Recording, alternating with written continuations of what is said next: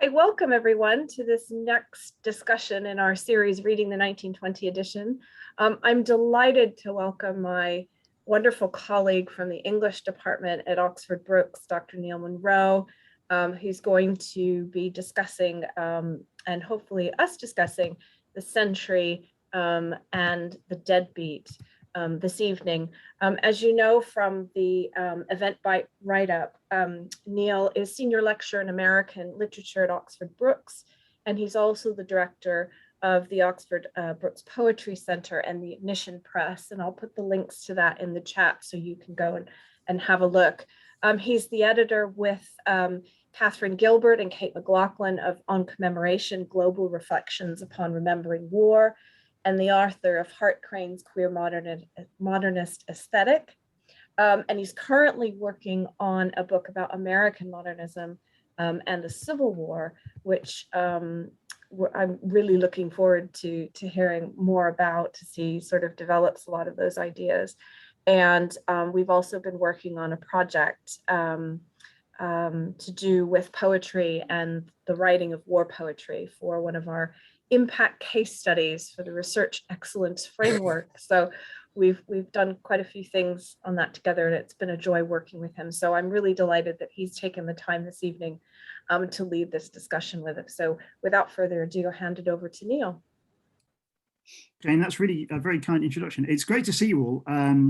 One thing I should say before I start, which is that I am going to, just in case anybody hasn't got a copy of the poems kind of to hand, I've got a kind of Word version which might be also kind of a bit more accessible than some of the other ones. So if you see that in the chat, that's just a file, a Word file, if you don't have the poems to hand. That's the 1920 versions of the poem. I'm obviously not a Wilfred Owen expert. I'm writing a book at the moment about the American Civil War and how that was kind of remembered, as it were, later in the 20th century, after lots of the veterans had died, actually. So for that reason, and also because I know there are lots of people who are Wilfred Owen experts in the audience, I thought it would probably be pretty sensible for me not to try and do a sort of lecture or a kind of general talk about these poems, but rather just do some very brief sort of remarks about the sort of context for them, just a few minutes really about the background to the poems, and then provide some kind of possible areas that we might want to discuss and explore, and then we'll kind of see how we get on. So I'm in some ways, I'm relying on you folks to bring your thoughts and ideas about the poems to the discussion. Please do that either, as Jane says, please feel free, if you don't want to speak yourself, I'm very happy to get your comments in the chat. Any questions you might have, any thoughts about these areas that I'm going to sort of propose we look at. If you want to stick those in the chat, I'll happily read them out, or Jane can read them out.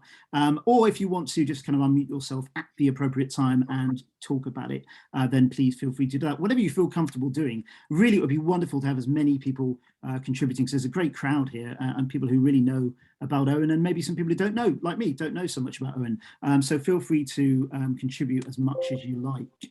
But let me share my screen and then I'll just show you some of the things that I've been thinking about with these poems. Here we go. Right, can you see that? Is that okay? Is that visible? Great, thanks. Okay, so the first thing that I thought we would do is just have a read of them. And luckily we have two terrific volunteers who are very happy to read them. I'd be really grateful to Paul. Perhaps what I'm going to do is I'm just going to cycle through the 1920 bits of the 1920 poem as we go along. So maybe Paul, if you've got a copy of it, then fantastic. Would you mind reading it for us? And then I'll have a little sort of do a little introductory bit to it. Surely. Thanks, Paul. The Sentry. We'd found an old Boche dugout, and he knew and gave us hell. For shell on frantic shell hammered on top, but never quite burst through. Rain, guttering down in waterfalls of slime, kept slush waist high and rising hour by hour, choked up the steps too thick with clay to climb. What murk of air remained stank old and sour with fumes of whiz-bangs and the smell of men who'd lived there years and left their curse in the den, if not their corpses. There we herded from the blast of whiz-bangs, but one found our door at last, buffeting eyes and breath, snuffing the candles, and thud, flump, thud, down the steep steps came thumping and splashing in the flood, deluging muck, the sentry's body, then his rifle, handles of old Bosch bombs, and mud in ruck on ruck. We dredged him up for killed, until he whined, "Oh, sir, my eyes, I'm blind, I'm blind, I'm blind." Coaxing, I held a flame against his lids and said, if he could see the least blurred light, he wasn't blind, in time he'd get all right. "I can't," he sobbed. Eyeballs, huge, bulge-like squids, watch my dreams still. But I forgot him there, in posting next for duty and sending a scout to beg a stretcher somewhere and floundering about to other posts under the shrieking air. Those other wretches, how they bled and spewed, and one who would have drowned himself for good. I try not to remember those things now. Let dread hark back for one word only. How, half listening to that sentry's moans and jumps and the wild chattering of his broken teeth, renewed most horribly whenever crumps pummeled the roof and slogged the air beneath. Through the dense din, I say, we heard him shout, "I see your lights!" But ours had long died out. Fantastic. That was such a great reading, Paul. Thank you very much. If you aren't applauding, I think we should all be applauding. At least I'm the only person you can hear, probably. But that was really marvelous. No, we should be applauding. Yeah. That was great. Jane said you were a good reader, Paul. She was right. I really appreciate it. Thank you. So what I wanted to just briefly talk about was just where the poem was kind of coming from, and just because if you don't know already, and again, apologies to the Owen experts who know all this stuff, but the poem, he began the poem in Craig Lockhart Hospital in 1917 and then finished it in France in September 1918. A lot of this material I'm mostly getting from places like John Stallworthy's edition of the poems, or kind of the letters as well. And the origin was from this incident which he talks about in a letter to his mother in January 1917, where he writes that in the platoon on my left, the sentries over the dugout were blown to nothing. One of these poor fellows was my first servant, whom I rejected. If I'd kept him, he would have lived, for servants don't do sentry duty. I kept my own sentries halfway down the stairs during the more terrific bombardment. In spite of this, one lad was blown down and, I'm afraid, blinded. So clearly the poem draws on this very particular experience. It's quite interesting. I mean, I'm sure Jane or others will be able to talk about what the role of the servants were in the trenches, which is a kind of interesting thing. It's maybe not something we necessarily always think about, but this kind of hierarchy that's within them and the way in which this has kind of resulted in this guy's death is quite interesting, I think, just to kind of think about maybe alternative ways of thinking about sort of Owen and his background and how we normally think about Owen. So that's the basic background. And here are some areas which I think you might possibly want to think about. What I'll do in a minute is once I've sort of put all these out, I'll stick it in the chat as well, just so you have kind of reference to it. The first thing is, I think it's very interesting the way that he draws attention to the kind of awareness of the enemy, Germany, the Germans. There's this moment at the beginning in the first line where he talks about he knew, he kind of actually refers to the enemy as he. And then a little bit later on talks about how they've gone into this old dugout and there's the smell of men who'd lived there years. So even despite the fact that the enemy isn't there anymore, there's still a kind of sense of their presence. And I think that's interesting because it does to an extent kind of start to humanize the soldiers kind of opposite them fighting, who are sort of bombarding them at this point in a way that perhaps a lot of poems at the time necessarily didn't, or it gets away very much from that kind of maybe a sort of jingoistic view of the war. So there's that sense. We could maybe think a bit about how does Owen present the enemy here? Does he actually give us a kind of human, if not face, but at least a kind of human description, and a sense that these are other men who are fighting the same kind of battle and have been doing so for a very long time.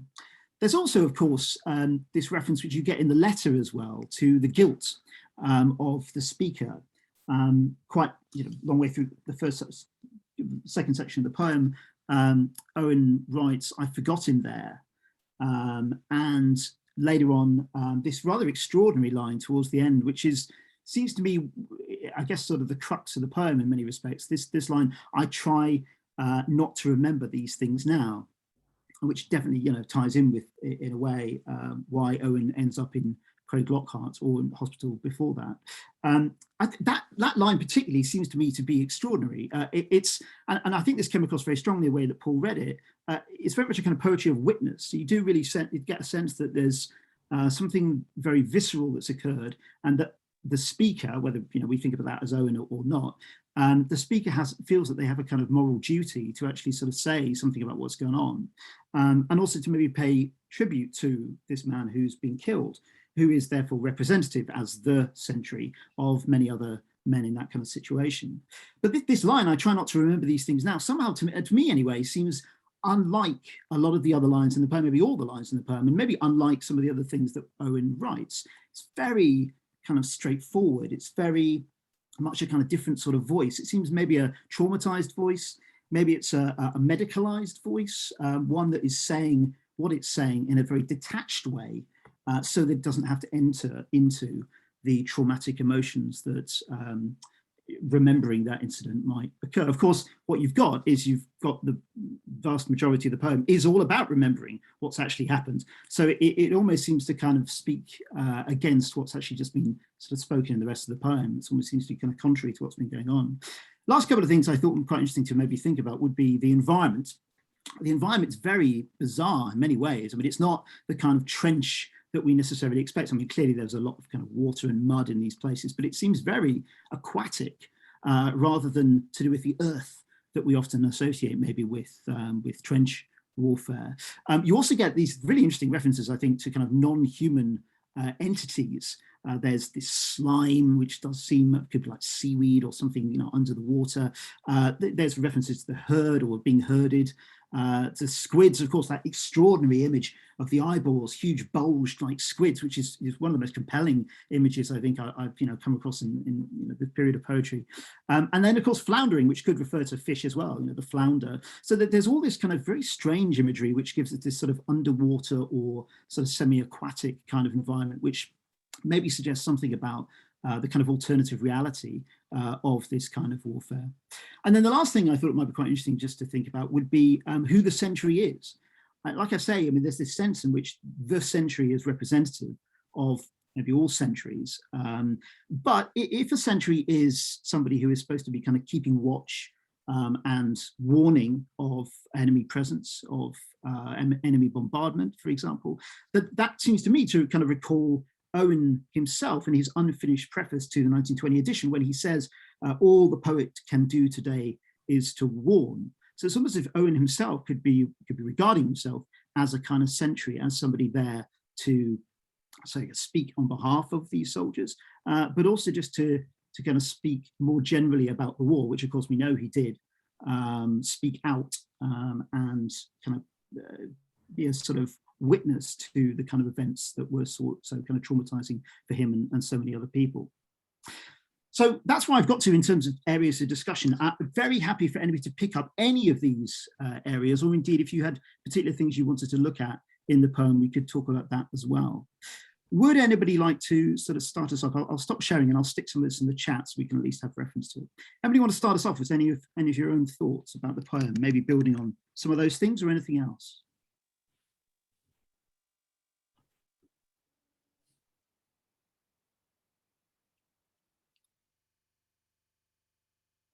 I would. Russ has got a hand up. Yeah. Thank you. Those categories you've laid out are really fascinating, I think. I have, I guess, really three responses. First off, I try not to remember these things now. In one of the drafts of Dulce et decorum est, there's a canceled line, "I must not speak of this thing as I might." And I think those two poems together are both of them very much, as you said, speaking through the voice of the person who is at that moment dealing with shell shock, post-traumatic stress disorder, whatever we want to call it. And that, yes, there are these two conflicting voices. I must bear witness. I can't bear to. I think there's some really fascinating parallels in imagery, the aquatic imagery as well. Think of Dulcat Decorum again as under a green sea, I saw him drowning. So in both of them, you have the idea that the front is somehow this underwater area of danger and threat and monstrous beings. The parallel with the wide eyes writhing in his face in Dulcat Decorum is not as strong, but again, the stress on the eyeballs staring at the traumatized speaker in his dreams. So I agree with you. Yeah, I've always seen that as perhaps the pivotal line of the poem. I try not to remember these things now. Let dread hark back for one word only. The other thing that I guess that has always really interested me in this poem is the one who would have drowned himself for good. Mm. In that same letter that you reference, he says to his mother, I don't have the letter in front of me, but he says something like, I almost broke down and let myself drown. I almost broke down and let myself drown in the water that was slowly rising above my knees. Mm-hmm. And I'm just really curious. I've never quite known what to make myself. I'd be really curious to hear what you make and what others make of the shift from I, the poem is so strongly first person singular. And then in that crucial line, it's not, and I almost let myself drown for good, adjusted for meter, but one who almost drowned himself for good. What's the effect of that? What should I call it? Generalizing, depersonalizing, moving it away from the speaker to this mysterious someone whose reaction Owen somehow knows. I wish I could remember way back in the dawn of time when I read this poem for the first time, who I thought that one was. And I can't recover that naive reader's reaction. I simply don't remember if I realized that that was the speaker talking about almost drowning himself, or if it was someone else I observed who I thought was drowning himself. Anyway, that's too much for me, but what do other people think about that particular image? Well, could I say something about, I try not to remember these things now, which I think is a reference to his doctor, who was trying at Craig Lockhart to help him face up to his experiences and actually recall them. And of course, his companion, Siegfried Sassoon, who was telling him to write poetry about it. So although he didn't want to remember them, both his doctor and his best friend were encouraging him not only to remember them, but to write them down in these poems that we have. So it's really, it's not now that he's not trying to remember these things. It was at the time or earlier on. And of course, this poem is written a year and a half, is it? After the actual event. So he's had plenty of time to sort of rationalize it. And it's a sort of smoothed out version in a way. Although, of course, the original letters bear out the fact that the letters to his mother that he wrote on whatever it was, 17th of January, did sort of describe this event. But also, yeah, and then Sam's right, and he says in other letters too.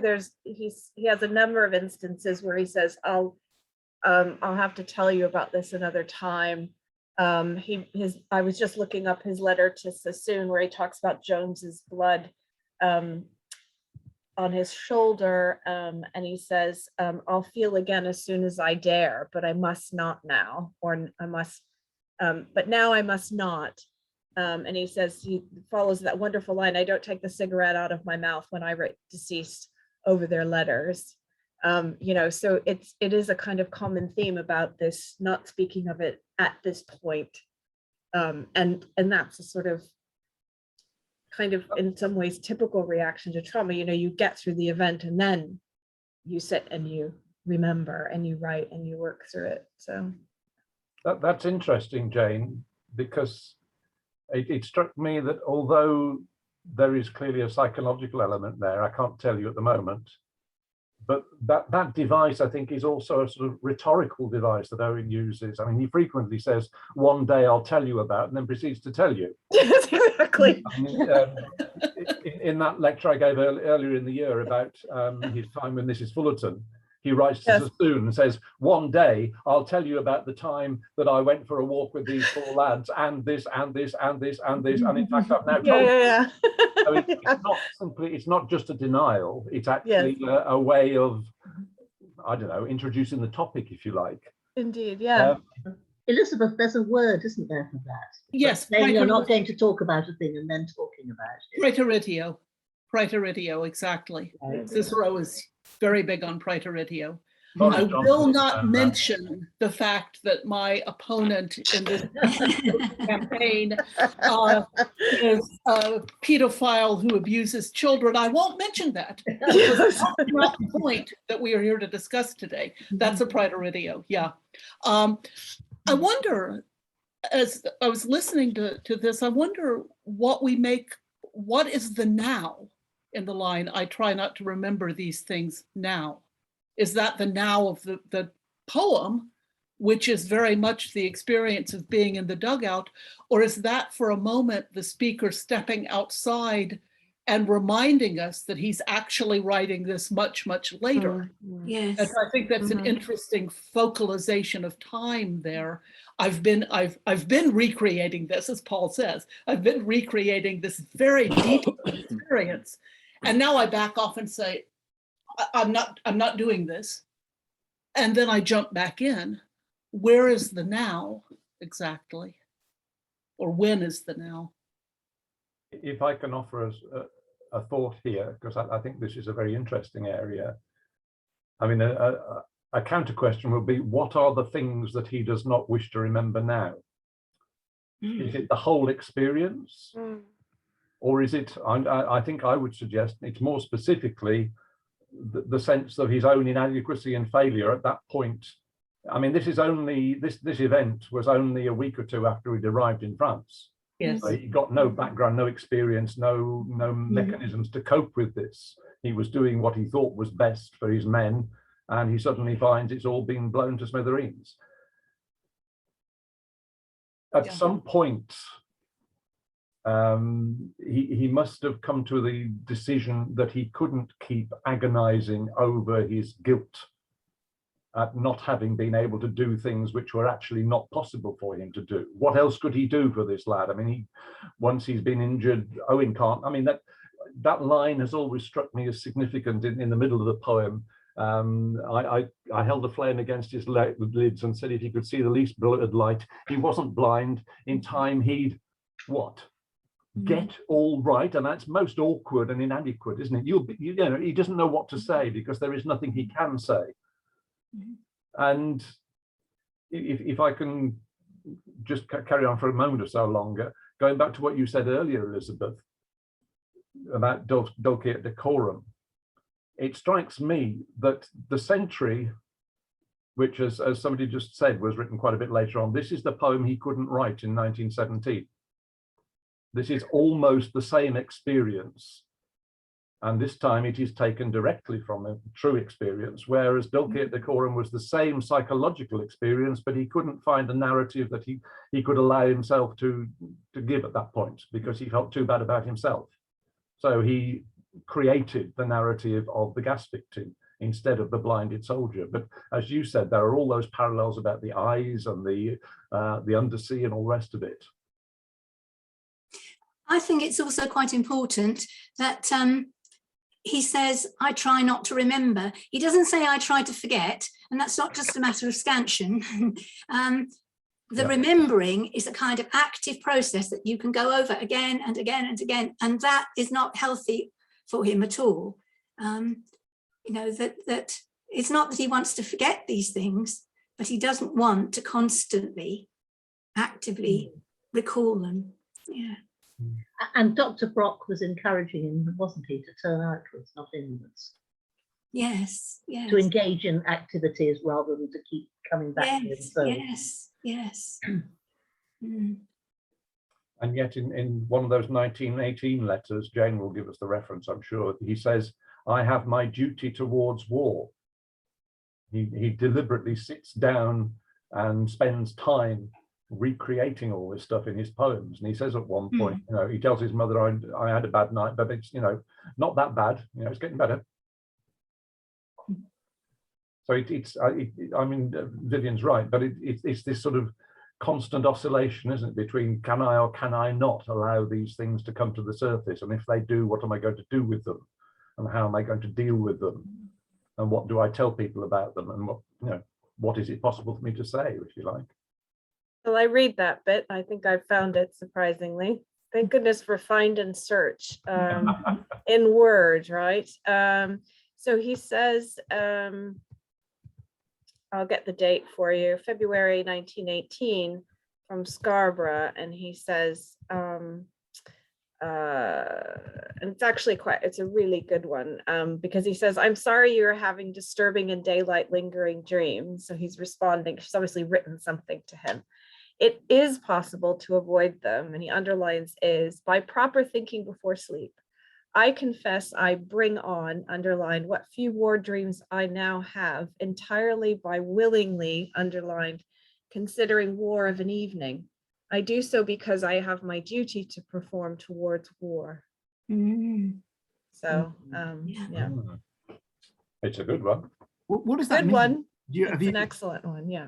Have you looked at that, Jane? What does that actually mean? What is his duty? Is it the duty to depict it? Is it the duty to tell the public about it, or tell the public that they don't understand what war actually represents? Yeah, I think it's, well, other people may have different interpretations. I think he's doing kind of a couple things here. One is to remember, the act of remembering, as Viv says, but in a controlled way. I think it is about being a poet, which is the very social role of the poet, and surviving, you know, the survivor who comes back and tells the tale. It's probably about trying to tell some kind of truth of war, the things that he articulates, he tries to articulate in the preface.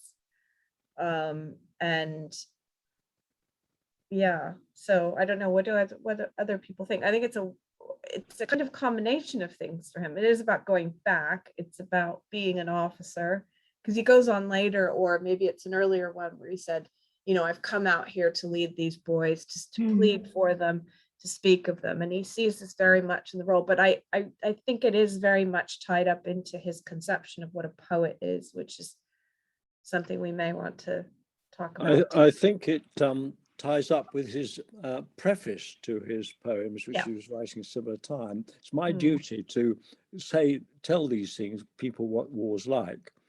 And it's his duty to sort of get his poems out in the public, to express the truths that he does in the Sentry, you know. Yeah.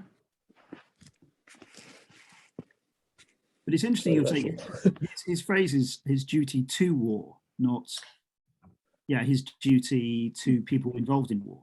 So that seems quite strange as an idea, and therefore it would kind of, I guess the next question would be, what does he understand war to mean? Like, what is war? Yes, and he capitalizes it. He capitalizes it in that as well. I guess I could share my screen if you want, but he towards war. So I don't know.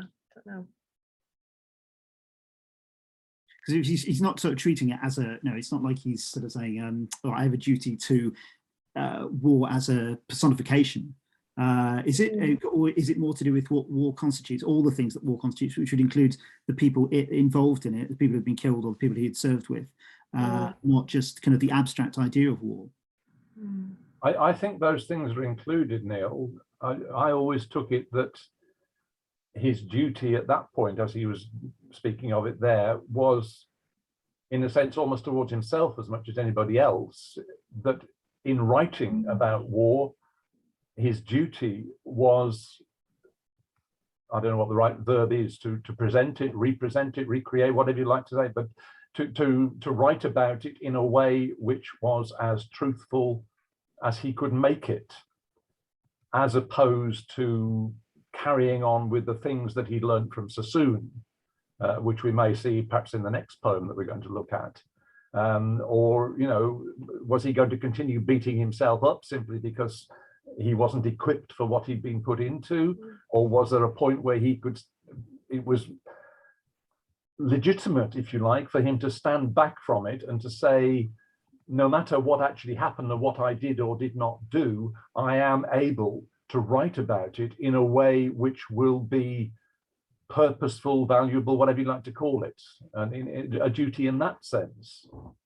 And yet it kind of, I was just looking back at some of the letters that I've got on my screen. The other instances of my duty that he mentions is a year earlier in that one of those first letters when he comes back, when he's at the front and he's talking about, you know, how horrible it was. And he says, the quote, I was mercifully helped to do my duty and crawl, wade, climb, and flounder over no man's land. So these two parallel uses are quite interesting. A year later, it's not just about doing what he has to do as a soldier.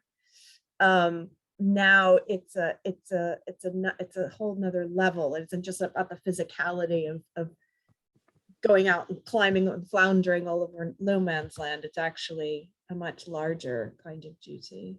His duty now is to confront the implications of what duty consisted of then. Yes, quite, yeah. There's a few things in the chat, Neil. Did you want me to read these out? Thomas Muldoon, Thomas, did you want to say these out loud, or should I read them out for you? Well, there's a couple of things, and Elizabeth I think has just written to say that I've actually made a mistake in one of what I've said. But when I read my understanding, it's okay. I'm just new to dueling chats. But it's interesting to learn and to find new things out. So basically, I felt when I read the poem where it said that and one who almost drowned, I thought he was being diffident and being extremely careful in the way that he presented a fact that was essential to him, that he would have wanted to share with his mother, but in a way that would have protected her from the actual pain and shock that he knew she would have if she read that on her own, and away from being able to see that he was all right and well. However, Professor Van Diver says that he did actually illustrate it clearly. So that was just a thought on my part about that particular line. And the thing I was going to say about the poem is that I felt it was very dense in terms of and rich in terms of the content, and that I wondered if it was because it was based on such an experience. It was almost a shorthand version of telling us a report on one level, and beautifully done, of course, and wonderful in the way it's been done. But it makes me wonder if that's different in quality to something that is based on a more nebulous source material. So when he's trying to consider more generalized topics, which are maybe based on many experiences, the richness and density of a poem might be different from that basis. And when he says that he doesn't want to think about something now, I feel as though he's reflecting. He's showing he does show reflection. He's bearing witness, which is what his mission is partly about, and he's telling us what happened. But he's also showing that he reflects on what's happened as well. I feel those are the things that occurred to me when I was listening. With regard to the drowning, I noticed that lying in a couple of feet of water that he said was coming up to their knees in the in the dugout, ties up with him also floundering like a sort of fish in water in the mud as he went across to the other two posts to check on them. And it's interesting that this sort of image of almost drowning in water is repeated mirrored in the outside in no man's land, almost, as well as in the dugout itself. Possibly. I think that's a really good point. I mean, one of the things I think he does so extraordinarily well is just give you a sense of the environment is just very, very dangerous. I mean, it doesn't actually matter whether it's being attacked by the Germans or whether it's shells or whatever it is, but it's the whole of that environment. The air is constantly shrieking and exploding. The earth is going to kill you. Everything is going to kill you, essentially. I mean, everything is kind of very, very destructive. So the whole environment really is not hospitable.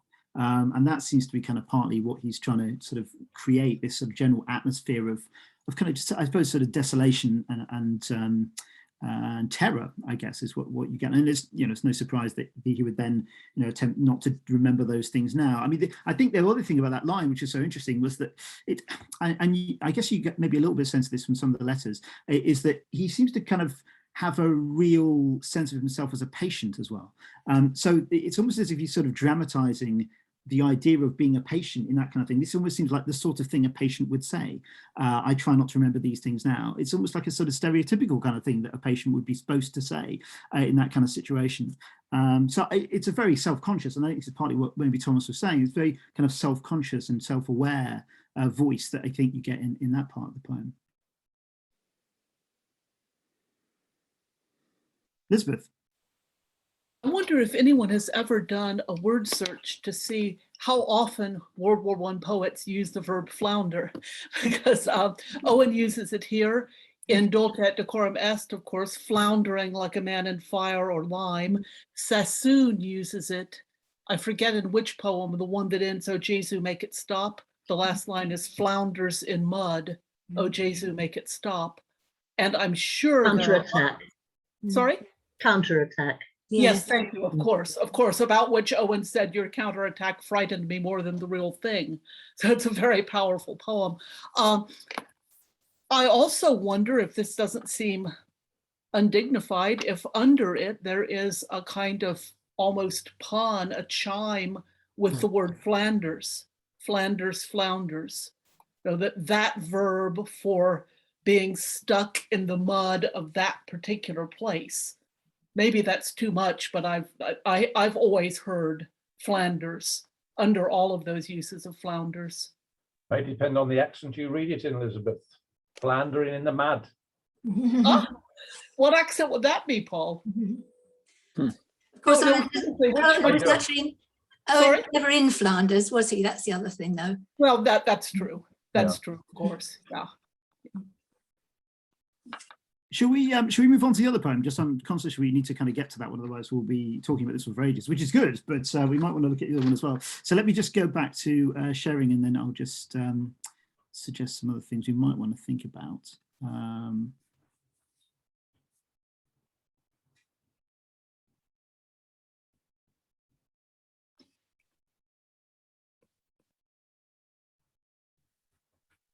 All righty, there we go.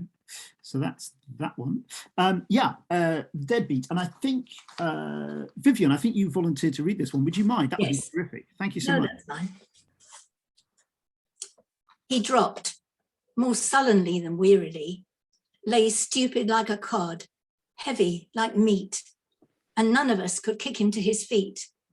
Just blinked at my revolver blearily. Didn't appear to know a war was on, or see the blasted trench at which he stared.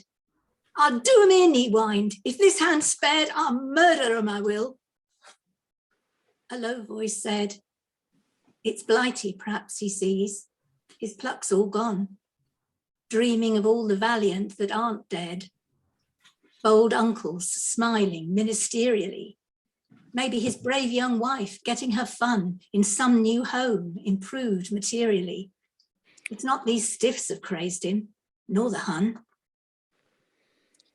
We sent him down at last, out of the way, unwounded. Stout lad too, before that strafe. Malingering? Stretcher bearers winked, not half. Next day, I heard the doc's well-whiskied laugh. "That scum you sent last night soon died, hooray." Fantastic. Thank you so much, Vivian. That was great. I think, Jane, I think what we should do is you should do a Wilfred Owen Association recording of poems and just get everybody to kind of read them. And then you'd make a lot of money, I think. You know, I think that's a great idea. There's not that many really good readings of Wilfred Owen poems, actually, I don't think, having sort of tried to look for some. So yeah, that's what you should do. That's your next project. That's a great idea. There's a sort of merchandising experience going on. But no, it's really good. Brilliant. Thank you very much.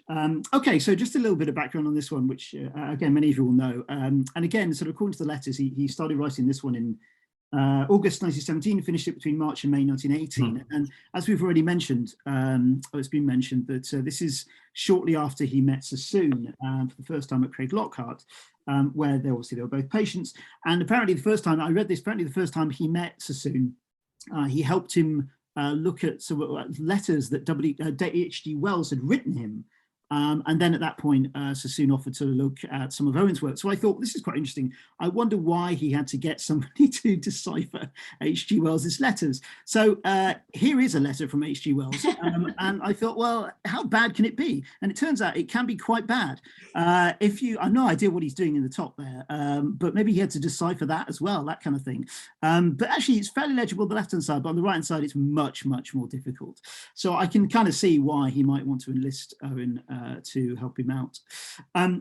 So he wrote down in one of the other letters that he had kind of, after he'd seen Sassoon, and Sassoon had kind of gone to do this deciphering, asked to look at some of his poems, then Owen sat up for a while finding poems that he thought were, I guess, his best poems to show Sassoon. And it's also at that point that he drafted this poem, which is very interesting. And I'd be interested to think about how kind of he wrote that in correspondence with finding all those other poems. So it's kind of reflection on both his own poems and also apparently, as he wrote in a letter, writing something in Sassoon's style. So this apparently is a poem kind of in response, direct response to some of the sort of stuff that Sassoon was writing.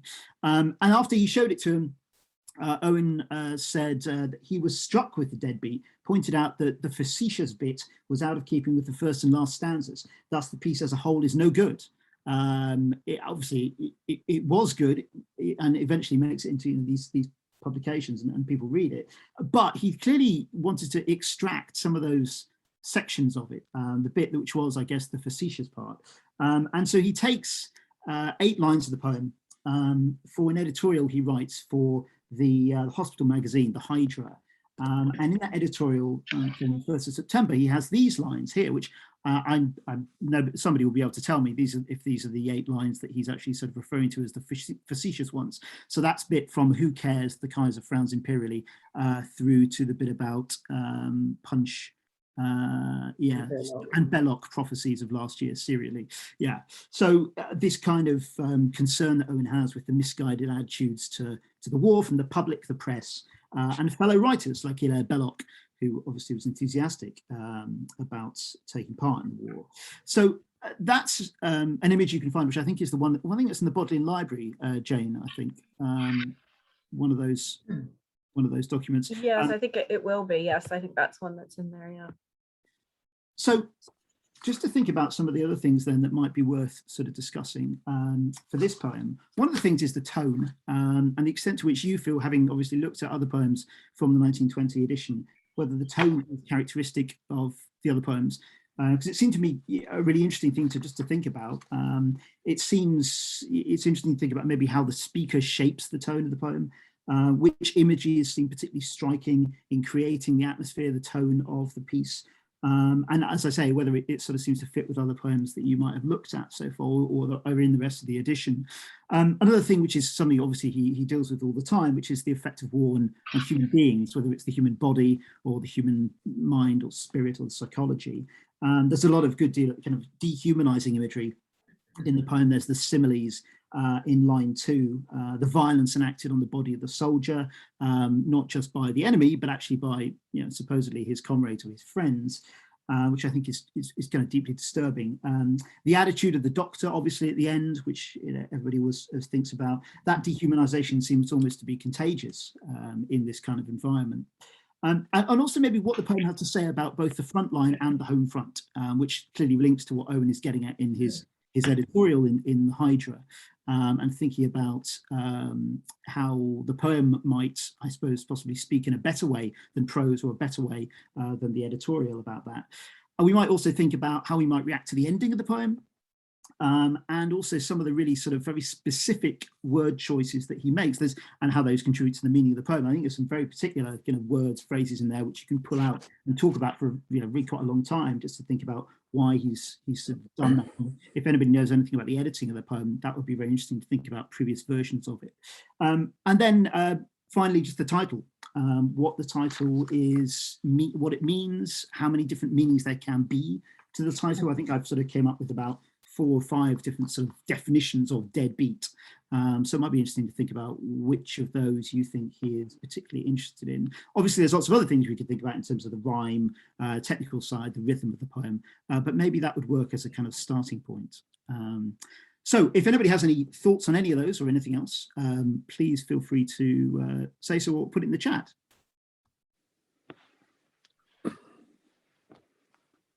Well, one thing that I always been struck by this poem is that if the chap was completely unwounded, there's no reason why he should physically die. And the attitude of the doctor at the end implies to me that he gave him an overdose of morphine during the night when no one was looking, and killed him because he thought he was a coward and despised him and didn't want to bother him to take up a bed anymore. This is a very individual interpretation. I'm sure it's wrong, but that's the way I see it. If he was perfectly healthy, it was only a psychological trauma that actually sort of made him collapse, not a physical one. And so he could, no way I would have thought he could die without being helped. I don't know whether anybody else, I mean, it would need a psychiatrist. I don't know if we've got any in the group to say whether a chap can die of shock trauma.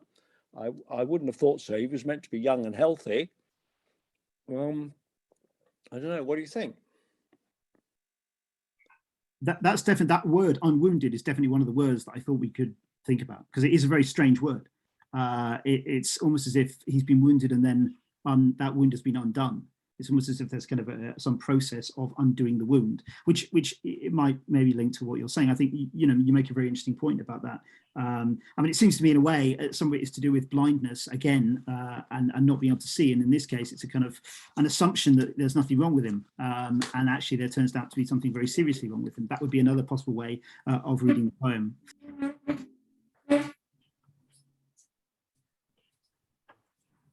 If we look at the drafts of this poem, unwounded appears to be a late change.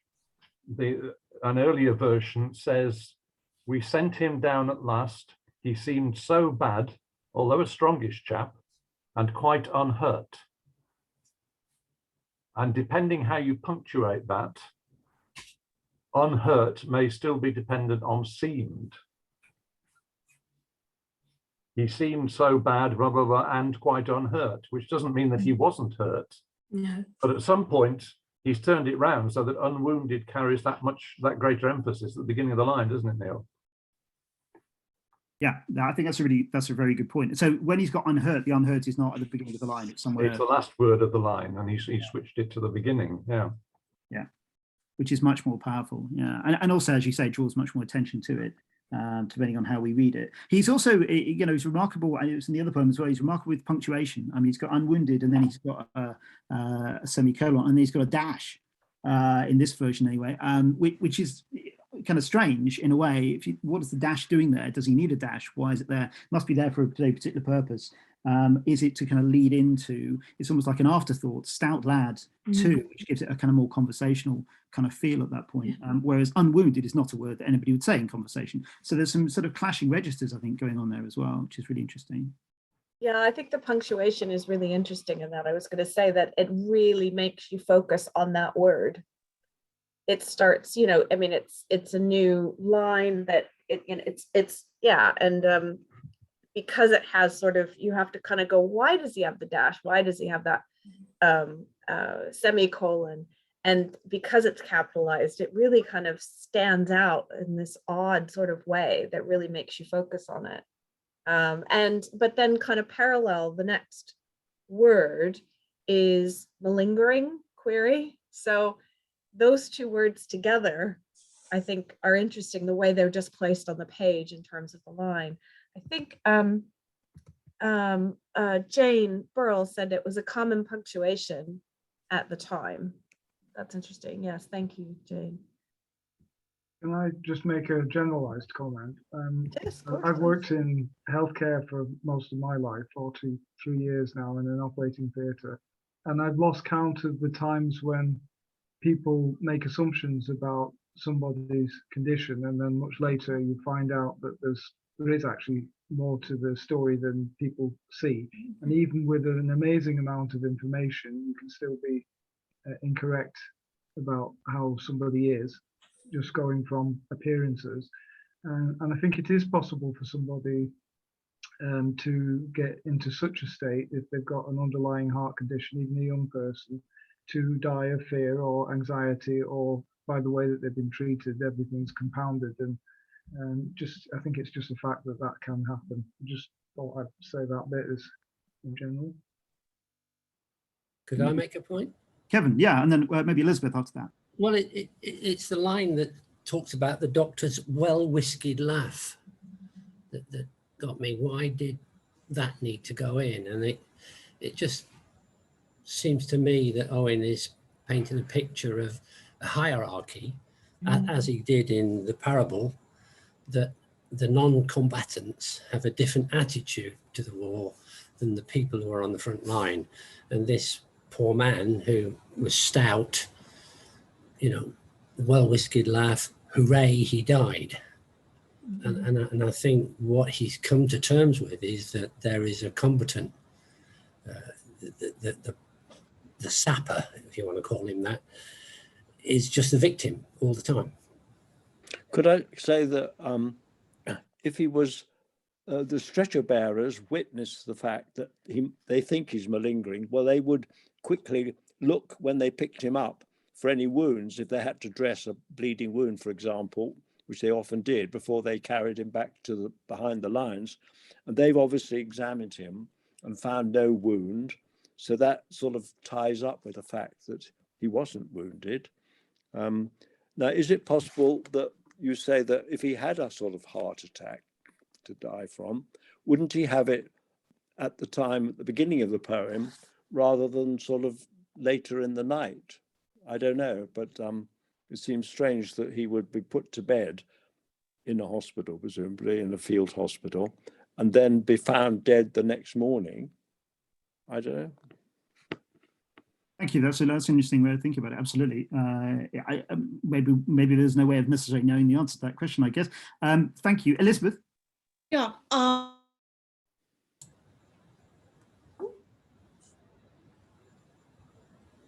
I think we've lost connection. Uh-oh. Oh, you're back. Oh, I am? Okay, good.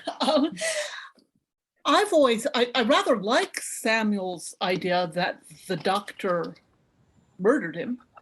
That had never occurred to me before. But I've always assumed that the line about none of us could kick him to his feet. We have the image there, very disturbing one, as Neil said, the image of a man lying on the ground and his comrade standing. Sorry, I'm getting these recording things. No, that was my mistake. I do apologize. That's all right. I would think that one very possible explanation here is that there were internal injuries from that kicking, and that he died in the night from hemorrhage. You know, that he's been kicked in the kidneys, he's been kicked in the liver, and he dies because his comrades kicked him to death, though they didn't mean to. One point to bear in mind is somewhere, I think in a letter, Owen says that the doctor's words are based on an actual event. So this is something he says, I wish I could remember exactly the context, but he says that— Sorry, Elizabeth, it's on the manuscript that he sent to Leslie Gunston. Thank you, that's it. And he writes at the top, true in the incidental. True in the incidental. Yeah. So apparently he's remembering an episode when someone who was apparently unwounded actually did die, and a doctor actually did gloat. And it seems to me that the idea of internal injuries from the kicking, perhaps combined with, who knows, a congenital weakness of the heart or whatever, caused a mysterious death in the middle of the night. And if we read it that way, then once again, we have this implication of guilt of the comrades. You know, we killed him. We didn't mean to, but we did. Yeah, but there is the point that he actually spoke after he collapsed like a cod and being kicked. He then whined, "I'll do them in. If this hand's spared, I'll murder them." So Yeah. he obviously regained consciousness if he was sort of knocked out by a shell explosion or stunned or whatever, and came back to consciousness again. Yeah. So then he had to again lose the consciousness. Right, right. But I having think regained it after the initial perhaps shock of. But he could be in and out of consciousness. Yeah. And I think that's quite plausible. You know, people with internal injuries, particularly internal bleeding, frequently walk around. Thomas might know more about this than I do since he's been in the medical field, but people with internal injuries can walk around, talk, appear to be perfectly normal for hours and then collapse and die. So I think his regaining consciousness doesn't exclude that reading. All these things may be, sorry, Neil, all these things may be true, but can I offer a rather different explanation, which is that Owen's concern in this poem is not to be logically coherent or consistent in his narrative.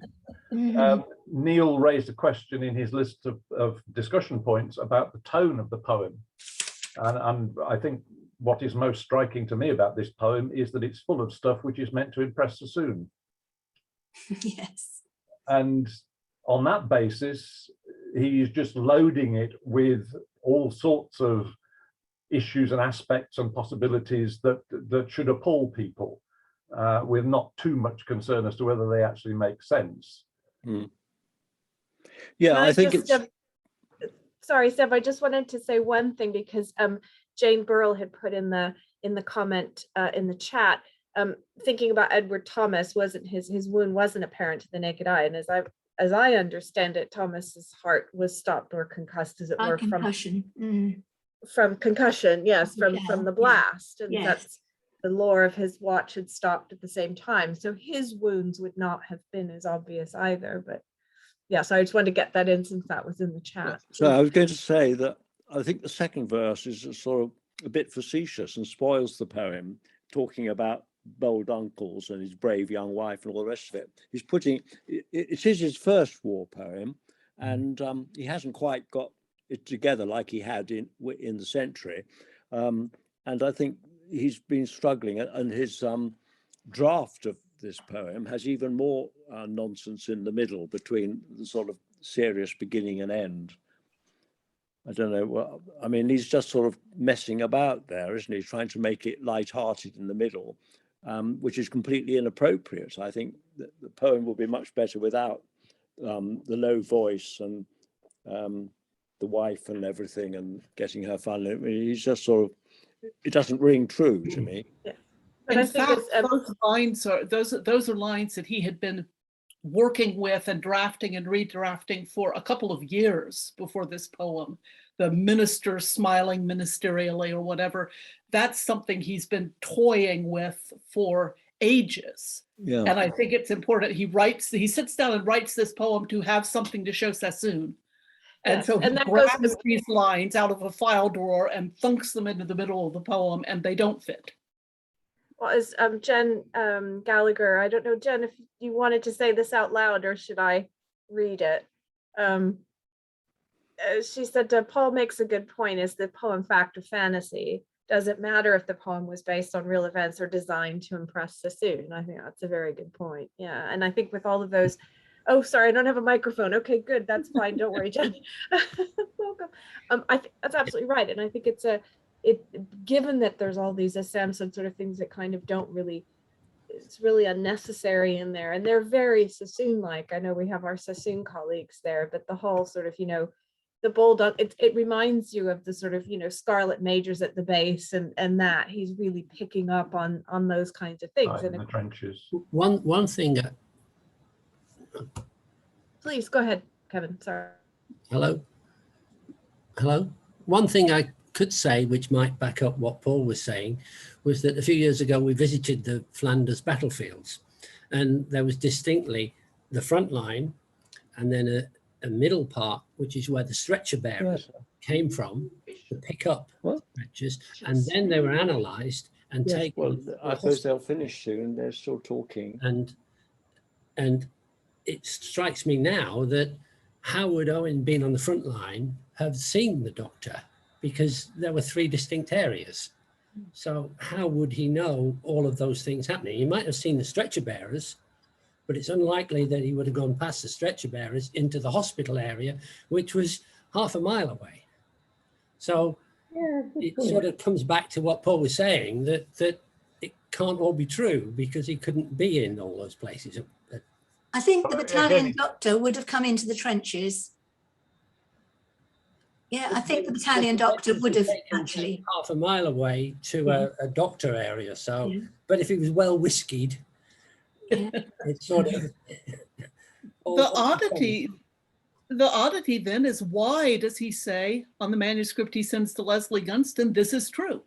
I would have no difficulty at all seeing the whole thing as a fantasy made up to amuse Sassoon and no connection to reality whatsoever, except that he says this is based on this is reflecting a real incident.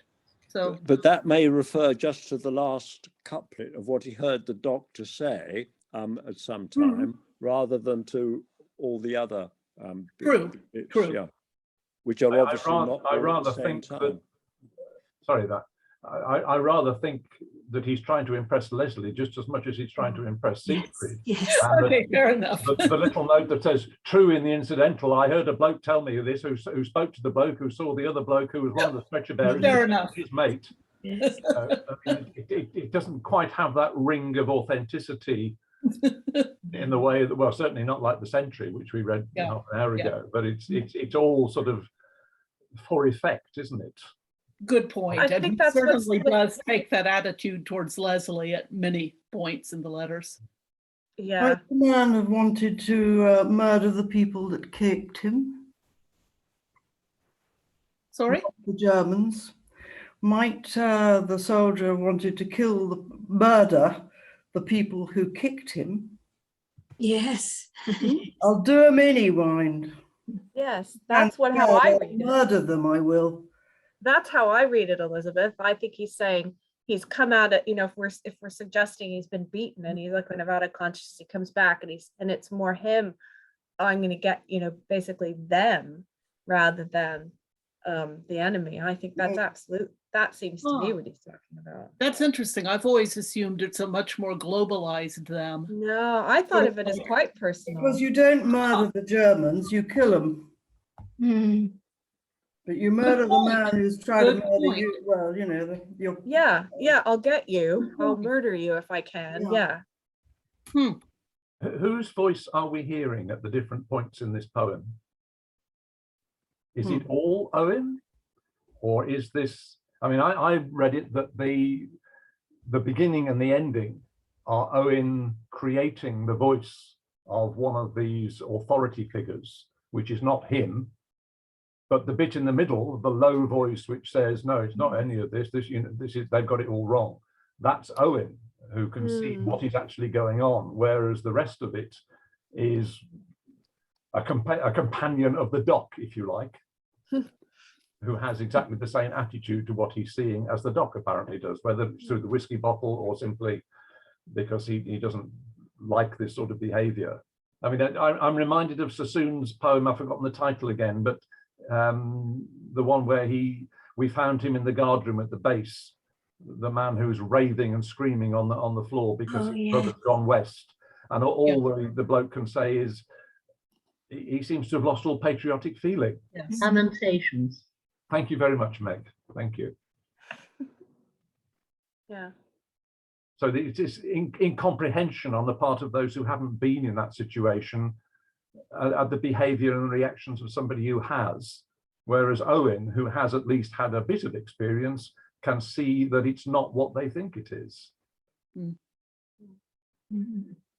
I think what's interesting about these two pairings in these two points, and we've kind of seen this all the way through, really, in looking at two poems together, the successful poems and the less successful poems, and the contrast between these two, that what is more accomplished, what is more Owen's kind of a voice we would associate with his own ownership of his voice, and this one, which I think is about impressing Sassoon. There's so much taken from it, you know, and given that we have this narrative that Neil pointed out about he didn't like bits of it and I've taken bits out, you know, this is playing with stuff, whereas the Sentry is much more accomplished, much more his own voice, his own vision, and there's a depth to it that that this one doesn't have, because it's not really finished in some ways, we could say, or it's not his voice. He's taken on Sassoon's voice here. It's not Owen's voice. I think that's a really interesting point. I think what happens if you look at, sometimes you look at kind of juvenile poetry of some, I've worked on some like Hart Crane, American poet, a lot, and a lot of his kind of juvenile stuff you look at and you think it's not terribly well written compared to his earlier stuff, but actually it's more direct. And I wonder sometimes if this poem is actually just extremely direct, and I wonder whether some of that is to do with the title as well. Maybe he's actually wanting you to feel a kind of dead beat at the end of the poem. And again, I was sort of mentioning different definitions of what that might mean. And obviously it could be to do with tiredness or somebody who's beaten down and is actually dead by the end of the poem. But there's also that reference to watchmaking, which I'm sure some of you will probably know better than me, which is basically to do with kind of the idea of I think a pendulum and a beat that kind of, or a pendulum that runs to one side and then stops, has no kind of recoil. And if you think, I guess if you think about sort of again the sort of tone of it, if you sort of you're reading through the poem and then suddenly you kind of at the very end you're just hit with this kind of shock and this sort of stunned moment, just like the pendulum not coming back the way. Maybe that kind of directness is actually in his favor, in the sense that he's giving you a voice here and an image. He already talked about, you know, the violence that's done to the soldier at the beginning by potentially by his comrades. All of that is very shocking. And it is supposed to, I think, sort of spur in somebody a sense of unquiet, you know, unease, disquiet, being stunned. And in that sense, the directness of it, even if we don't think this is achieved to some of the other poems, maybe works slightly on a more kind of visceral level than it would be if he crafted it a lot more and it'd be more kind of lyrically achieved than some of his later work. In UK English, does deadbeat not carry the meaning of someone who shirks his duty, won't carry his weight? No, it can mean that as well. Yeah, that's another. Okay, that's the only meaning I know for it. Kind of worthless idler, I think. Yeah, the OED. Yes, I think that's right. That's the only meaning I know for it. Apart from, if you write it as two words, you could say I feel dead beat, means exhausted. But the deadbeat, I've always assumed that it's ironic in that at the end of the poem the man is dead, so he wasn't malingering. But I didn't know the clockwork meaning. That's interesting. Thank you. But even just the two words, dead and then beat, if we know he's been beaten in this because he's been kicked, we can't, we're suggesting that he's being kicked. You know, there's so many different ways you can play. I mean, by having it hyphenated, it seems, you know, it's a kind of a noun, but on the other hand, if you take those two words together, they're very significant for both these bits, because he's saying, you know, he soon died. Hooray. Right. You know, so there's death in here, there's beating. There's that shock, I think is, I ask about another term in the poem. It's not these stiffs have crazed him. Yeah. Now, what meanings were extant for stiffs at this time? I've no idea. I always assumed it just meant that all the dead bodies, the corpses. But that's an OED check when that. Yeah, that is one, and also the scum. I mean, that scum you sent sent last night. I mean, we use that still. I mean, it went terribly. You know, or you're just the scum of the earth, or you're scum, and it doesn't have that. It must have did it have that same meaning then, or are we thinking about it? So, you know, I asked, I think it was Carol who said earlier about who is he going to murder? And the voice that goes on seems to be suggesting a variety of people that he might want to murder, apart from the people who are in front of him pointing a revolver at him and telling him to get on his feet and kicking him. Yeah. But has he got something in for people back home, the family who sent him out there and encouraged him, or the wife that he thinks is two-timing him, or the politicians who are saying we can't negotiate peace, or, you know, these stiffs. It's not these stiffs have crazed him. Is that all of them? I mean, does stiffs here just mean, I think in P.G. Wodehouse, a stiff is just any stupid, irritating person. Yeah. And I don't know whether that sort of slang expression was around, you know, in experience, whether he just means any of these idiots who are making his life a misery. That must be what it is, because we think of stiffs as bodies, but in fact, that's not what he's meaning there. But it's probably included, isn't it? Because he's staring at the trenches, which are full of all these corpses and so on, and he's obviously double meaning. It's his double meaning. Yeah, but it's a sort of inclusive thing, I think. My parents, who were children during the Great War, used to talk about stiffs, and they meant corpses. Oh, okay. Yeah. I don't think it had any ironic meaning for them, but hang on. It's actually interesting. Just going back to the original quote that he's reported from the medical officer. The medical officer originally said, "That dirt you sent me down last night's just died. So glad." So he changes that. Maybe he's doing that for alliteration. It's a scum and scent and last, and soon, I suppose. But maybe maybe there's a reason why he's changing dirt to scum.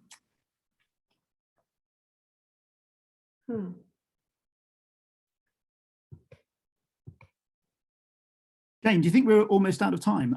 We seem to have. We're a little bit over. We have so much. We always end up. It's been such a rich discussion. I'm conscious people probably. I hadn't even really noticed until a few minutes ago that we'd gone past our sort of 8 o'clock, and we often do, in fact. So thank you for those of you stuck with us. I guess we probably should wrap up, although I could talk a whole lot longer, and I think Neil's done an amazing job of raising some really interesting aspects of these poems, and I'm really grateful to him. Does anyone have anything else they're burning to say before we wrap up? I mean, it just shows us how much longer we can kind of go on talking about these things, but is there anything that anyone wants to point out before I wrap up? Okay, well, can I just ask everyone to either unmute and clap or use your little raised hand function to thank Neil for leading us in a really, really rich discussion. Yes. I'm certainly going to go off and be fascinating. And really great. Thank you very much.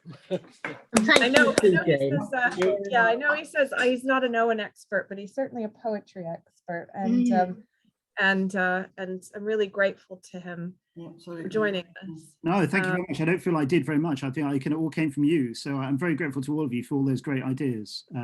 Thank you so much. I really, really appreciated it. No, thank you. Thank you, Neil, and thank you, Jane. Yes. Oh, no, you're welcome. I mean, I think Neil underplays how difficult it is to kind of get people talking, at being you can tell his training as a lecturer and getting students to talk. Phoebe, I'll point her out as one of his students.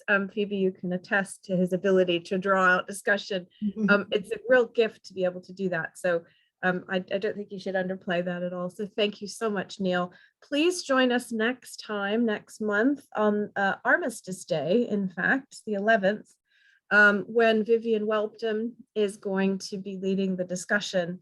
And I was just looking on the Eventbrite page on exposure and spring offensive. So please do, I'll put this link into the chat just now for you to please book for the next event, and very much looking forward to Viv's take on these very detailed poems and rich poems. So thank you, Viv, for agreeing to do that. In the meantime, I hope everyone stays well And we look forward to seeing you next month. So thank you very much. See you all. Thank you. Bye-bye. Bye-bye. Thank you, everyone. Bye. Goodbye. Bye.